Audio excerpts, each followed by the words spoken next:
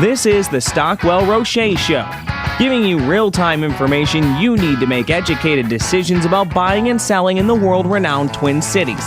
Now your hosts and real estate experts, Jason Stockwell and Josh Roueche. Good morning, Minneapolis, St. Paul. I'm Jason Stockwell with RE/MAX Results. Josh Roueche, RE/MAX Advantage Plus. This is the Stockwell Roueche Show every Sunday at 10 a.m. here on AM 1280 The Patriot. And this week, lots of stuff happening all over the world, all over the U.S., all kinds of things to get burn up your time, your energy, your emotions, and get you riled up. You going to talk about Cecil? There's all kinds of stuff. Right. No, I don't want to get into that yet. Right. Maybe we'll get into that. But this is a real estate radio show, and we're going to talk with our special guests. Actually, this week we're going to call in because they're very busy. They're with Veep.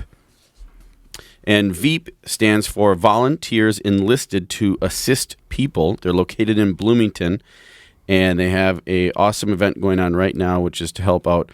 That's all they do is help people. They've been around since 1973, and they're provide a range of services to help low-income individuals and families meet their immediate needs and attain long-term stability.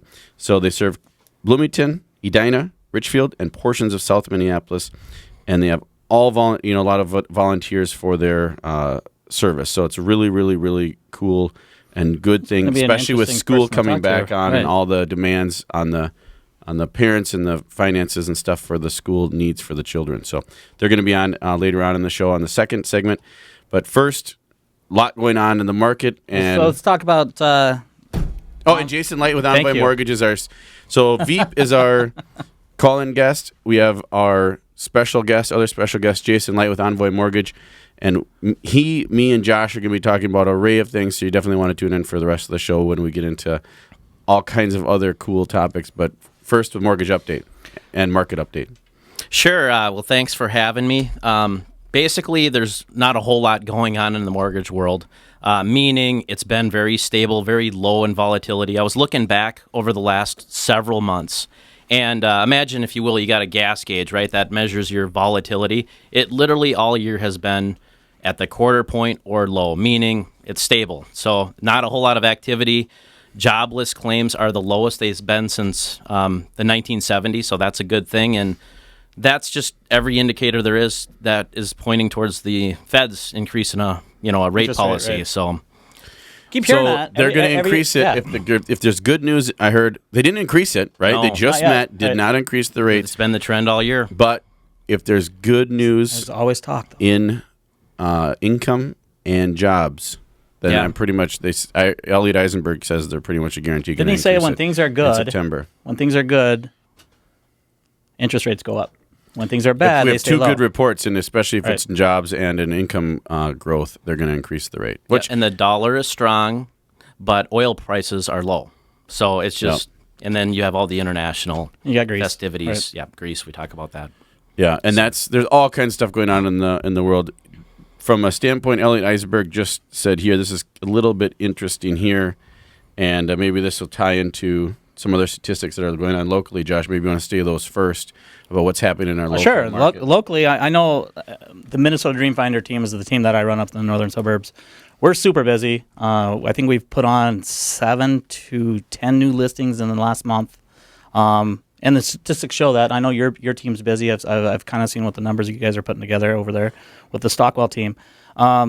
New listings, we're up 4.6%. When we're talking the month of June. July statistics haven't come out yet.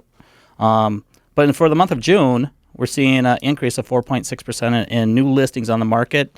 Our pending sales have gone way up. We're at 19.2%.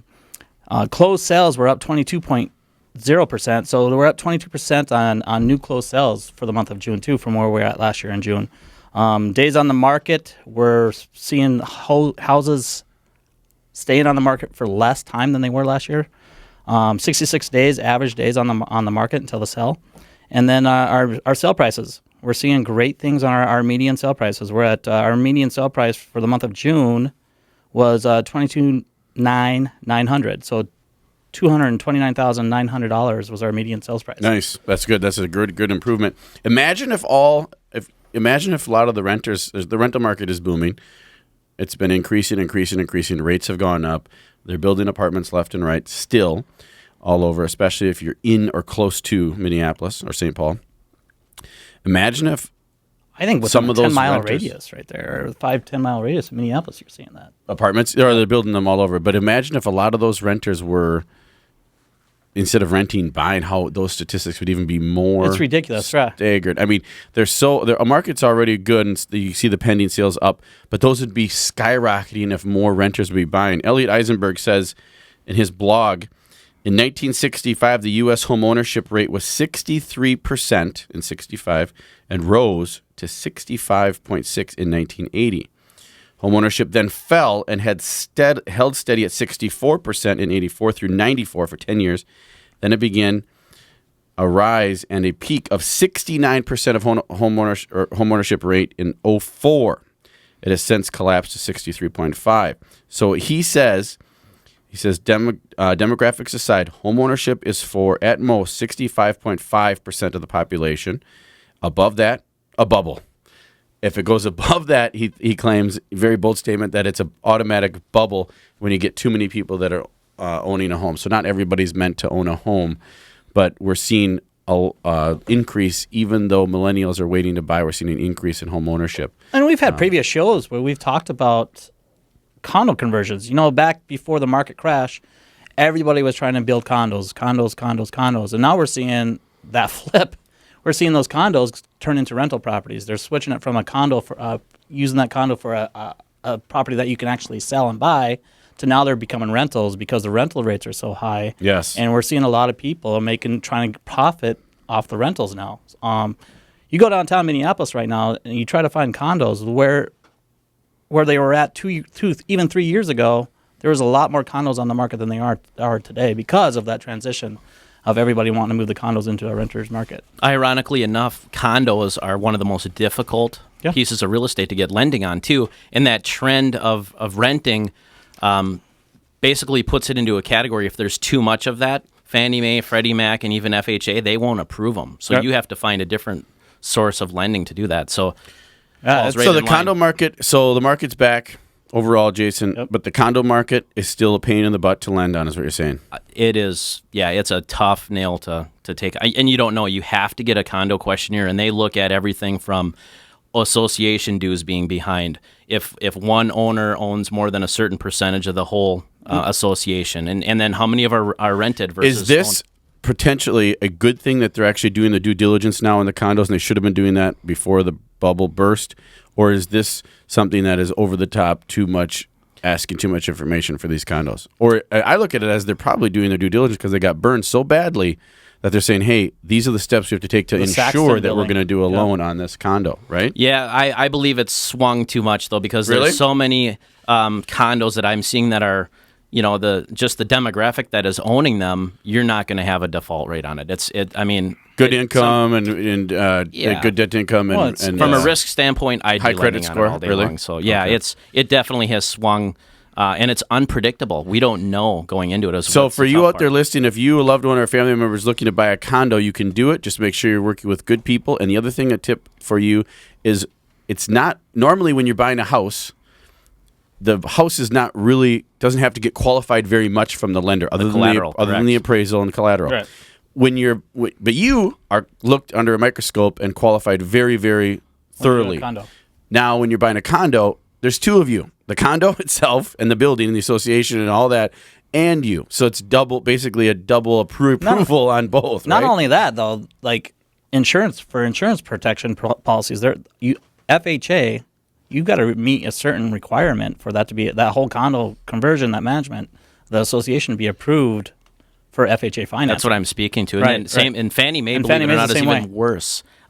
So when I find out someone is even interested in a condo, it's a highly educated process, and I am pre-approving that condo. Right. And the thing just of it as you are the person. Right? Yeah. The trouble is these questionnaires, they can cost anywhere from $100 to $200, and unfortunately, you have to have that in order to conclude. They take time. I can't tell you how many times, and it's happened a lot, where I'll be listing and selling a condo.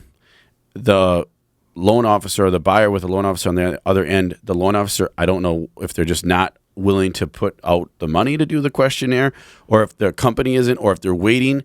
But they are waiting so far in the game before they find out there's an issue with that condo questionnaire or that condo building that it delays the closing, or it doesn't even go through. And the people will then end up not wanting to buy a condo. They get so distraught, the buyers, or they just say, heck with it, I'm just going to rent now because I'm so sick of this process. That's what I believe is the case, absolutely. Well, I think if you're using a good real estate agent, though, that's got the listing, they're doing that due diligence for you before they even list the property. Find out if that condo is approved. Warrantable FHA. or non-warrantable is Right. technically what we're looking for. And then in the world of a government loan, it's FHA approved. Right.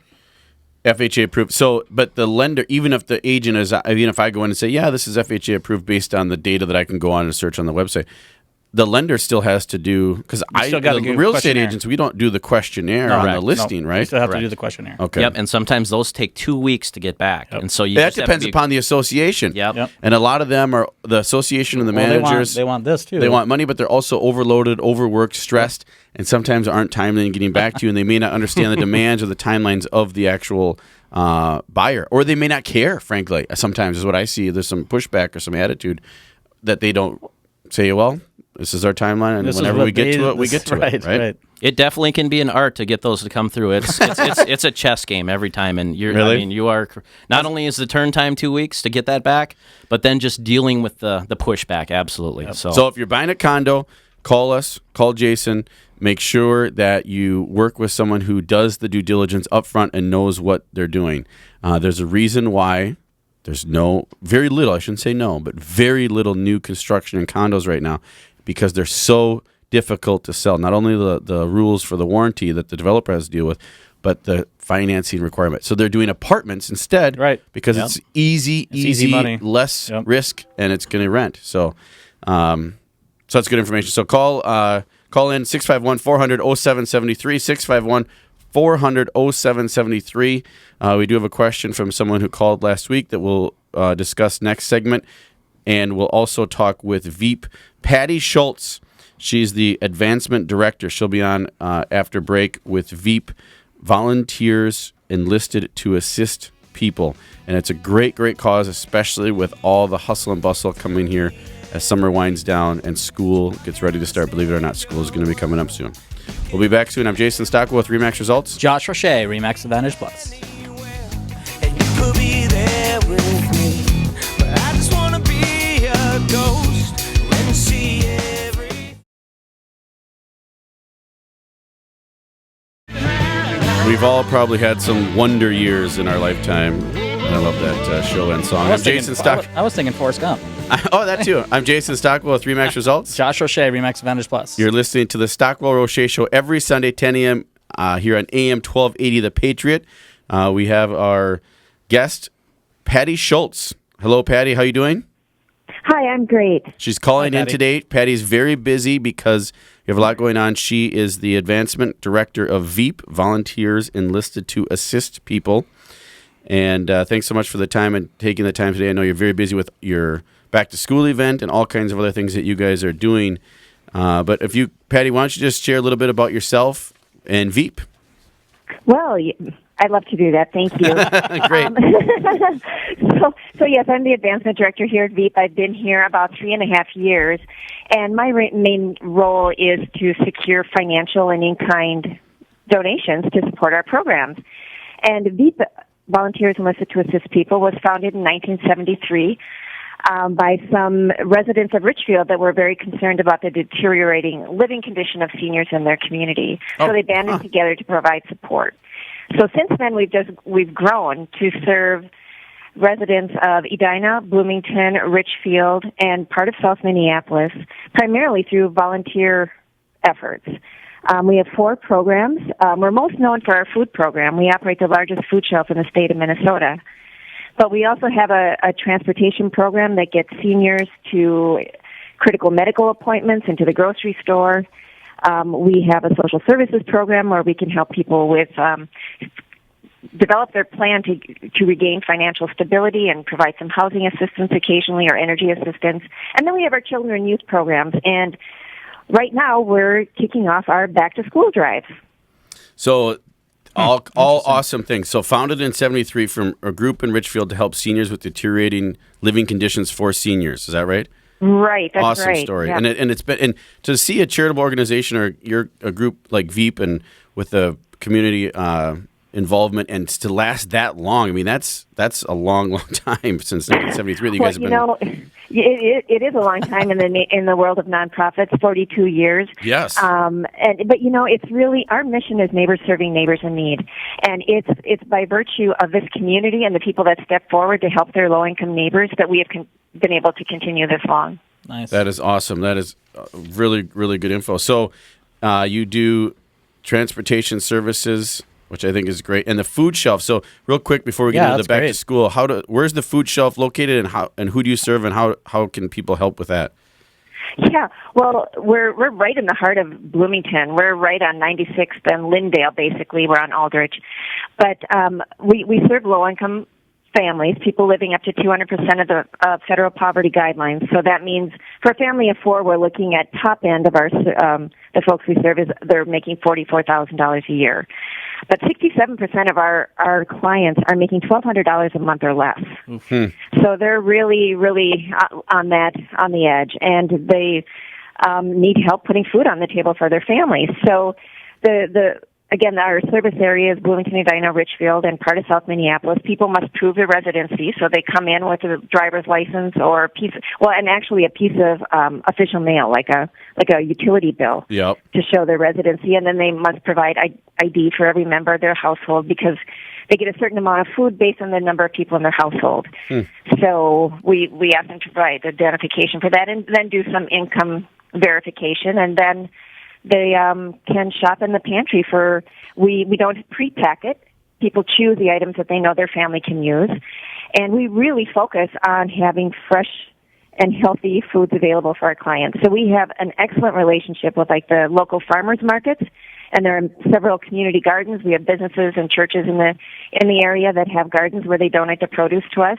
So we just have an amazing amount, just an abundance of fresh foods that are available for our clients. That's really good. And that's something that, what a great, great situation and what a great thing you're doing, because it's something that when you get, I'm in I work in the working world and I'm not in the zone or that meets this requirement. You just don't even think about people that in the U.S., especially with economy in Minnesota, our great economy, our low unemployment, housing is booming. We're doing a real estate radio show. We're talking about how great things are and everybody's, buying new things and doing all that there's still a need there's still that poverty for there, food. right? Isn't that just, that to put for your children to put food on the table for the cost of living kids keeps going up.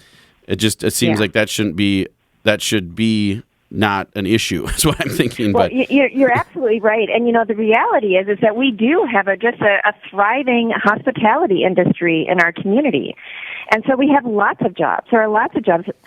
Most of our clients are working, but they're working in the hospitality industry, so they're making minimum wage. It's hourly jobs, no benefits. So if you have a sick child or you're ill yourself or your car breaks down, you can't get to work, you don't get paid. And your rent gets increased because the rental rates are skyrocketing. I mean, it's great for a lot of people, but it's also bad for a lot of people as well. So it's always a flip side to it. But, that's awesome. So people can come into that or donate to that if you want by going to veepvolunteers.org, VEAP volunteers.org, and also the back to school supply drive from Veep. What's going on with that, Patty?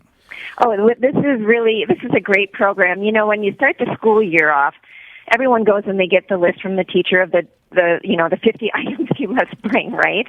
I think the stores love that. Like Target and Walmart love that because it's a huge sale or a huge profit for them. I loved it. But if you're a low income family and you've got 2 or 3 children, that's a significant financial burden. Yep. So this program, we collect school supplies. So backpacks, notebooks, papers, pens, the whole thing, crayons, markers, the whole bit. And then we have volunteers who come in and sort and stuff backpacks with the grade appropriate school supplies. And then the parents will bring their children in the kids get to select the backpack, and it's just really great to watch. That is awesome. I mean, I'm all about Toys for Tots. I like that, but I think this is just like cooler than that for the summertime, for going back to school and to have a new backpack with supplies in it for when you may not be able to get that, or your parents might not be able to get that for you. You might not be able to have the ability or the resources to do that. Right, and if you don't have them on the first day of school, you're not starting the year off on the right foot. Yeah, so the confidence. I think it gives the kids. Does it give the kid? Do you see the kids as give them confidence? Like, hey, you're exactly right, and that's a really important key to success. Yeah, they don't go in thinking, "Oh my gosh, I'm lesser because I don't have this," and Billy next to me does. They're kind of put more on an equal playing field right out of the gate. I love that. Don't you remember first day of school, putting your clothes out, and you're gonna knock them dead the next day, and have all your stuff put together? I mean, I did that. I would look. I didn't really much. I wasn't the best. I was going to knock it dead that day. I wasn't too excited for school sometimes. It wasn't my deal. But so Patty, it says this year Veep aims to provide 3,400 children in our community with the school supplies they need. Please donate by August 11th. Coming up here. So the list of items supplied or list of items that you need are all here on. You can go onto the website to find this. But backpacks, brown notebooks, pencils, black pens and blue pens, and colored pencils, markers, highlighters, rulers, anything basically on there. But you can go to the website to find that. Where can they go to find that more information on this specific program, the back to school program? Well, it's easy. It's just veep.org, veap.org. And you just go to veep.org. Okay. Yep. We shortened that website. It was too much to manage. Veep volunteers. So just look for Give and Drives, and you'll find Back to School. It's all there. Awesome. Cool. So sharp scissors. Yeah. I'm looking on here. So if you go on there and donate, now where does this take place? This back to school drive, and when is it actually taking place? Is it something that is a one-day deal where all the kids come and you get to see them all at once, or is it over like the food shelf where it's just ongoing and people can come in at their leisure? Well, so we have our collection is going on now until August 11th, and then we'll have volunteers that will take all the donated items and sort them and pack the backpacks, and then after that, the families will register for a time to come in and select a backpack, and that goes on later in August. Awesome. So last year, 2014, Veep served 3,179 children, 3,179 children with a backpack. That is a lot of kids. That is a lot of kids. And you're talking from where? This is all Richfield, South Minneapolis, Edina, and Bloomington, right? That's right. Yes. Man, so many kids, and those cities. Some of them, seem like no one would even need assistance or need help. I mean, that's the perception, right? Yeah, that's the myth of suburban poverty. It's actually a reality. Right. Oh. Suburban poverty. Yeah, it just doesn't seem like when you're talking about Bloomington, Edina, even Richfield and parts of South Minneapolis, they're all really, from a real estate standpoint, all doing really good. And it seems like the foreclosures are down, and everybody should be doing great. But again, there's definitely a need out there. So this year, Veep aims for 3,400 children to be served in the community with backpacks. So go online to veep.org, veap.org, and you can donate there. And if you know someone who could use the help of what Veep does, Patty, which is the food shelf, the transportation services, the child health, and all that stuff, where can they go? Same thing, veep.org, or do they call anybody? Can they call anybody, or is there anything else they need to do? They should call us. The number's on our website, or they can call 952-888-9616. 952-888-9616? Correct. Perfect. So, Patty Schultz, thanks so much for being on the show, Patty. Time. I know you're in between appointments, and thanks so much for what you're doing and what Veep is doing. Kind of, I shouldn't say unknown, but not as well known as it should be for what you guys are doing and how long you've been around. I think it's just phenomenal. You said you have over 1,700 volunteers. I think that's amazing. Yeah. So, but thanks again, Patty Schultz with Veep, and go ahead to veep.org for more information. Thanks, Patty. Great. Thanks, Patty. Thank you so much. You're listening to the Stockwell Roueche Show. Go and donate to a local cause, something that you can do with veep.org. I'm Jason Stockwell with Remax Results. Josh Roueche, Remax Advantage Plus. We'll be back shortly. Everybody need a partner, stand right by their side.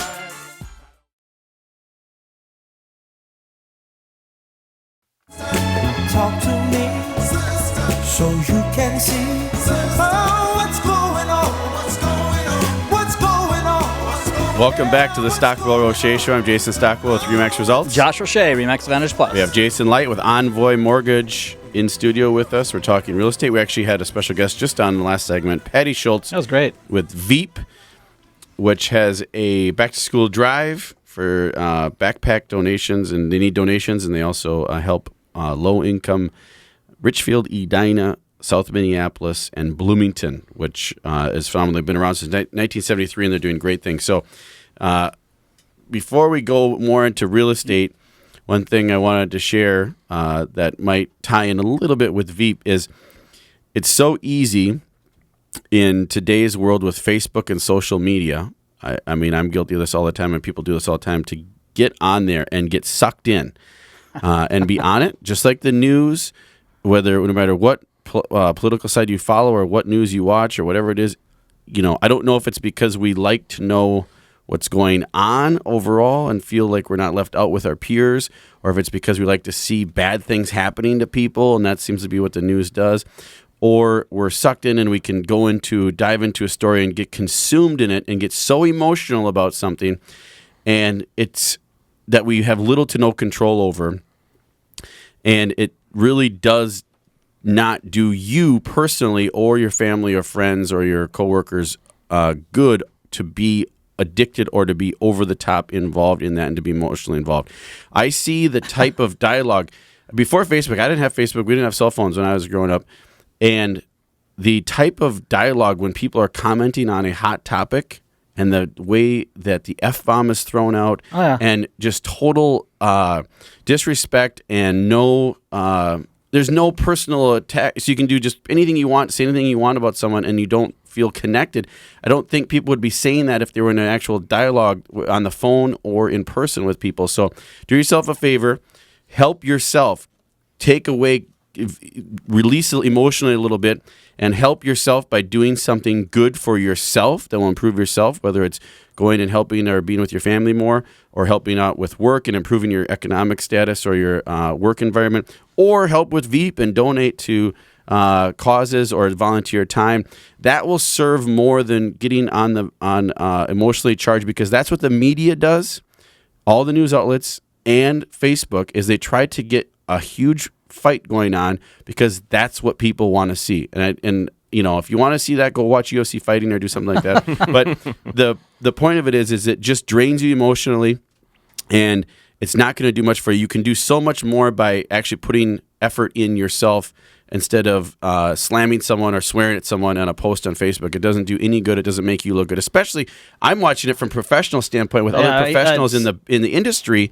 And I'm seeing people that I said, how can you get involved in that and say something that bad on Facebook when someone can look you up that you may do business with, and 50% of the population doesn't agree with you, and 50%. I mean, unless you're Donald Trump, I hate to say it, and you don't really give a rip and care about clients or business, you should keep some of your hot emotional buttons maybe to yourself and as a team leader, you're a team leader, and you follow your team and make sure that they're being professional on Facebook. I do the same thing. You got to watch. You got to watch exactly. You want to be but what will be more fulfilling, in my opinion, for you, and I'm guilty of this. Don't get me wrong. I've been spun down the whatever they call it, the trap or the black hole downward of just downward spiral of just getting sucked in and being on for. And I'm like, I've been on Facebook for an hour reading stupid posts from people that are yelling at each other. It's like drama, it's like reality TV. It's a lot of drama on Facebook. But anyway. If you take that time and energy, you get more out of it by if you go do something healthy for Veep or for other people, and it actually have a result that's right there with an impact instead of slamming people all day long. And I know people make a business out of it by doing that, and that's the media. And the more people feed into it, the more they're going to get, and the worse it's going to get. And I fear for how bad it's going to be for the kids with social media and the way it is growing up.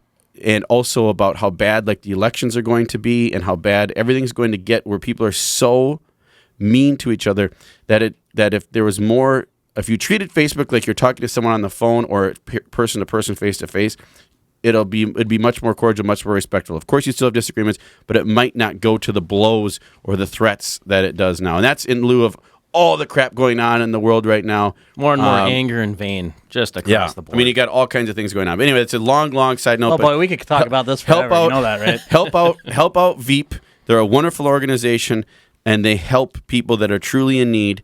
And that would help. Or spend time with your family, or go outside and do something fun instead of doing what I did for the last couple of days, is get sucked into the whole this whole abortion topic and this whole Cecil thing, and you got this Iran thing, and you got all this stuff. And it's good to have your opinion, and it's hard to weed through all the garbage from the side that's for it and the side that's against it, and just say, what is the real issue here? But focus on what you care about, but maybe try to do some more stuff locally with your own self, improving yourself and your others around you and your family and friends. Anyway, that's my rant. On to real estate related stuff. We have That's a good rant, Jason. That's a great rant. Call in called and asked a question, or a couple questions, I guess. Josh, what is that? We do have a question from Sam from St. Louis Park, and he's like, how do I maximize to get top price dollar for my house when listing my home? Top price dollar for your house, or getting the maximum value for your house. Yes, there's many things you can do. Number one, you should call Josh or myself, or go to tcrealestatehour.com or our Facebook page, because there's a lot of things that professionals that are veterans, it's a great question, though, know what to do that some others may not. Everybody's different. You've got to find someone that's a match for you. But if you want to maximize it, there's strategies in place. And in order to implement those strategies, you have to have, one, the resources, the time, and the knowledge of how to implement those strategies, and a little bit of courage, because some of them are unique strategies that not every seller will be comfortable with, and maybe not every realtor, or for sure not every realtor will be comfortable with. But some of the simple ones, Sam. So if you're listening out there and you're looking for maximizing the sale of your house, you know someone who's selling. Stage your property. That's a big one. Spend money to get money. Your return will be greater if you stage your property than if you don't stage your property. It's statistically proven over and over again. There's varying degrees of what the percent of return is, but I would wager, and I'm not betting here, but I would wager that 9 out of 10 times it's more than the cost of the staging. Create a digital home history. That's pretty cool. I like that one. Yeah. I love it. Digital home history of what you've done to the home, probably, of the seasons. We're in a seasonal market in the Twin Cities with all kinds of 4 seasons, and you're selling your home in the summer, but you might want to show what it looks like in the fall with the trees turning, or you may want to show what it looks like in the spring, or maybe the winter, even if you have a really cool backyard or something with ice in a pond or whatever. Boost your curb appeal.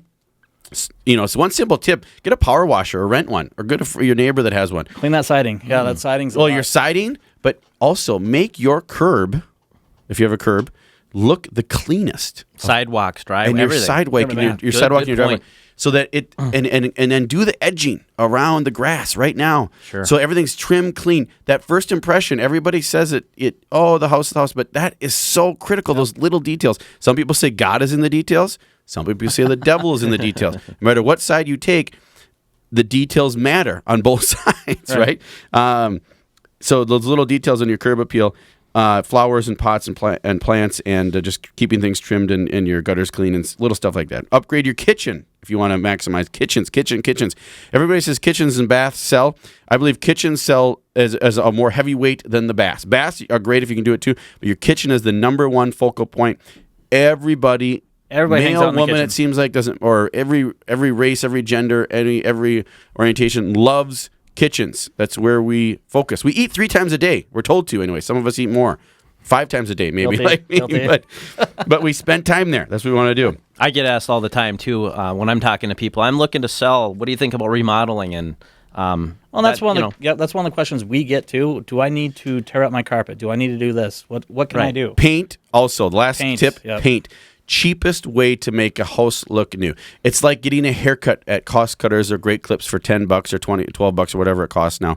But it's a cheap way to make you look crisp, clean, and your house look awesome and in change and bright and new without spending tons of money on all the other stuff. You don't want to get too carried away with that, though, right? You don't want some crazy color. Call Josh. We'll tell you which ones to put in and what to do. Neutrals are we good. actually have a design person that can help you. We have staging consultants that can help you. A lot of times you may qualify if you're selling your home or know someone is. That will be free, included service in your selling package for us to sell your home.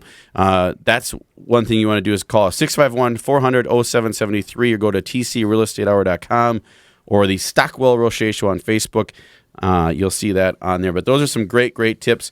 So hopefully that answers your question, home. Sam. If not, give us a call again. And the other, so back to other, we'll get back more with other topics. Thanks again, Sam. Appreciate it. And St. Louis Park is actually a very, very good market. All of the Twin Cities, but St. Louis Park specifically, have seen a dramatic turnaround. So you should be fine in St. Louis Park, especially if you do some of these things. Put a little work into it, and you will, and spend a little money, and it will pay off greatly in the sale of your home. So we'll be back with more. I'm Jason Stockwell with RE/MAX Results. Josh Roueche, RE/MAX Advantage Plus. We have Jason Light with Envoy Mortgage. Awesome mortgage person you should call if you're looking to refinance or get a loan as well. Find him on our Facebook page and our website as well. We'll be back with more. Now I'm floating like a butterfly.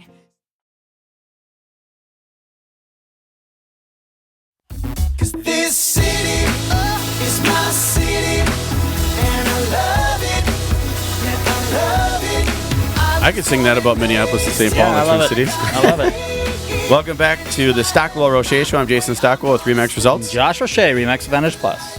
And we have Jason Light with Envoy Mortgage in studio talking about all kinds of things today, real estate related, how to get maximum price for your sale of your house. The back to school supply drive from Veep with Patty Schultz, and that is going on through August 11th, where you can donate to that and support a good cause and help out. So other topics we're talking about now, I'll let Jason Light here with Envoy Mortgage talk about a topic that people ask about a lot. And yeah, it's a topic about a pre-approval letter. Yes. What is a pre-approval letter? What is a pre-qualification letter? You know, as an agent that sees pre-approval letters come over on our listings, you know, that's important to know what the difference is, who it's coming from. So, Jason, let's talk a little bit about pre-approval letters and pre-qualification letters. First, if I may say, the general public, you listing out there, if you have someone that's buying or selling, it doesn't look like realtors do much, frankly, from the general public perception. And maybe even mortgage lenders, I don't know. But there's so many intricate little tiny details. Again, God is in the details, or the devil's in the details. But there's so many details that it's not that, just like you're an expert at your profession, whatever you do, you're great at it. You know things that I don't know about whatever your profession is. We know things that you don't know. That's why you have to enlist an expert. But the little details of that we look at when we look at an offer, it's not as simple, Jason, as just calling. Oh, I got my lender. It's an ABC Yahoo.com company. I'm good to go. It's all that matters, right? There's more to it, right, Jason? Absolutely. You know, that's a big misconception. You still have those buyers or borrowers out there that they know they've got good credit. They know they've got money in the bank. They know that they have a high income earning as well. But there's so much more to it. We were just talking about, getting the most out of the sale. There's an advantage just from that point of it. When you're making an offer, the stronger that approval is, the more likely, and you're an agent, you can contest to this, that, hey, this is a strong offer, we're going to take this. But the reality is everybody needs to understand is a loan officer does not determine a decision of an approval loan. An underwriter does. And so right out of the gates, the biggest question and, the fact of the matter is a pre-qualification is when you talk to a loan officer and they simply have reviewed your information and they determine, hey, yep, you're good to go. An approval is when you actually have an underwriter approve the loan or a loan itself based on the information provided. So let me give you an example, folks, if you're listening. I'm a buyer. Pretend I'm a buyer. My name is Sam or Joe. My name is Joe. I'm Joe. I call Jason Light at Envoy Mortgage, and I'm on the phone. I say, Jason, I'm Joe. I got your information from Josh or from Jason on the Stockwell Roueche Show. JJJ. And I'm looking at buying a house. Can I get a pre-approval from you right now? Can you pre-approve me? Here's my info. I make this much money. I work here. Yada yada yada. I'm on the phone with you, and you're just taking my information, asking me questions verbally, right? Correct. Taking that everything I say is accurate, honest, and correct, right? Correct. And then I say, great, thanks, Jason. So can you send me that pre-approval, and I'm going to go write an offer. Now that is different. Right, that's a pre-qualification. That's a pre-qualification. That's a pre-qualification. See, the consumer in the consumer's eyes, and a lot of people out there you're listening, that would be your pre-approved. I think, hey, I talked to Jason. He says I'm good to go. They got a piece of paper. I can go out with I'm you and buy a house right now, right? Correct. But the biggest thing that going back to that, I've got good credit, I make good money, is it's not that you're not going to get approved. The question is what supporting documentation is required to satisfy that loan. And that's a difference of a 2-week closing or a 45-day closing. Right. You will get a loan in most cases. I'm 99% of the time going to know if we can do a loan. It's what supporting documentation. And when you have an underwriter review the information, that's a much stronger offer than check, a check is all there. And then you can be proactive on satisfying. Something as simple as a digit off on an address or a W-2, you get a rejected IRS transcript. That could take 10 days. And as a listing agent, it's our job to really actually weed those out, because if I'm going to sell Jason, his property, I'm going to make sure he's getting a pre-approval letter before I accept any offer. So how do they do that? How does someone do that, Jason? How do you someone out there listening, or you out there listening, if you have a friend or family or daughter or son or coworker that wants to buy a home, wants to make sure that in this competitive market, their pre-approval that they put up, or their pre-qualification, or they're putting up the right document, whether it's called a pre-approval or pre-qualification. We know the pre-qual is better than the pre-approval, but No, it's actually different. Or the pre-approval is better than the See, they're both good, but the point is, in the consumer's eyes, are the same, and even in my eyes sometimes, because you call them, I call a pre-approval mean they're good to go, right? But but a qualification or pre-qual means they've been fully qualified by an underwriter. No, so qualification means it's been qualified just by the loan officer. When you got a pre-approval, it's actually gone to the underwriter. I think that should be flipped around, in my opinion, if I was doing it. Because qualified means qualified. Oh, you know what I mean? The terminology is backwards, in my opinion, but there's many things that are backwards. And it's that confusing. It's a great topic, and as we move forth into the future with TRID and the regulations, it is going to be a hotter topic, and so we have just been ahead of that curve. And and there's good lenders will do that. Just make sure it's solid and you know what you're dealing with, because at the end of the day, the job is to close it and close it on time with less stress. Yep. And here's a simple step that I do that I don't really, the piece of paper that I get, whether it says pre-approve or pre-qual, I don't really look at necessarily what that says on top, because some people may throw out a pre-qual when they're only pre-approval. I look the loan company. Sure, what does it actually say? At the end of the day, who cares what it's called? What are they putting in there? Because they may call a pre-qual a pre-approval. They may call a pre-approval a pre-qual. It doesn't really matter. What are they writing in there? That's what we look at as agents and inform our sellers on. And then calling that loan officer and asking them specific questions about that buyer. Because it says right here, you have these conditions, Jason, on your pre-approval or your pre-qual letter. Have they been down this road? Have they been through underwriting? Have they verified this? And then we get away as many of the subject to issues as we can to weed through and make sure that they're the best candidate. And the first question you can ask, to just make it simple, has an underwriter reviewed this file? Right. Bottom Very line. good question. So if you out there listing, if you're working and selling your home, and whether you have an agent or not, make sure you get a letter from a lender, whatever the letter's called. It's just a one-page piece of paper usually, and whatever it's called on top, pre-approval or pre-qual, make sure you're reading it. And you call the loan officer and ask them, has this buyer or these buyers been reviewed, or their information been reviewed by an underwriter? And that's, as a good agent will do that. I, for one, know, and you do too, who's a good lender and who's not. When I get a pre-approval letter from a lender that I've never heard of before, that to me puts up a little bit of a red flag, and I want to ask questions when I get that purchase agreement that comes across, that offer agreement. I want to know more about that, who that company is, who that company's about, where they're actually stationed. There's local companies here in Minnesota that follow Minnesota laws, the rules and regulations. There's other companies that are outside of Minnesota that underwrite, and not a lot of the time are they following the different things with the Minnesota guidelines that you need to on a very, very detailed. Again, I told you there's things we know that you don't know about that we know about our profession that you don't. So here's a tip for you out there if you're buying or know someone who's thinking of buying, or you're a seller looking at offers that come in. Make sure that you contact that loan officer and have an agent as well work with them. Yeah. And then also, if you're a buyer, plan ahead. It's a pain in the butt, frankly. I know I'm good, Jason. I have 800 credit score. I make great money. Right. I've been at this job for years. Why are you asking? Why do I have to? I'm going to go online and print out my so much time to gather all 2 this. seconds. Yeah, why are you putting me through this? That I go and got to look for 2 hours to find this document and all these taxes. I can just go online and get a stuff. prequal from, say, like Wells Fargo, and I type in some stuff. Yep. So the preparation is worth it. It is so if you, even though I see it all the time. I see people just pissed about how much work they're having to go through just tracking down and finding documents.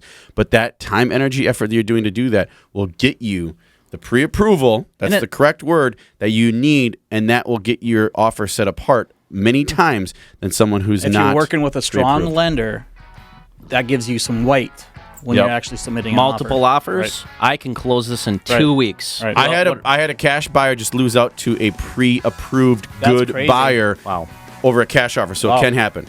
So thanks, Jason Light, Envoy Mortgage. Thanks for listening, folks. I'm Jason Stockwell with RE/MAX Results. Josh Roueche, RE/MAX Advantage Plus. We'll be back next week. Remember, love yourself and love others. Have a great week.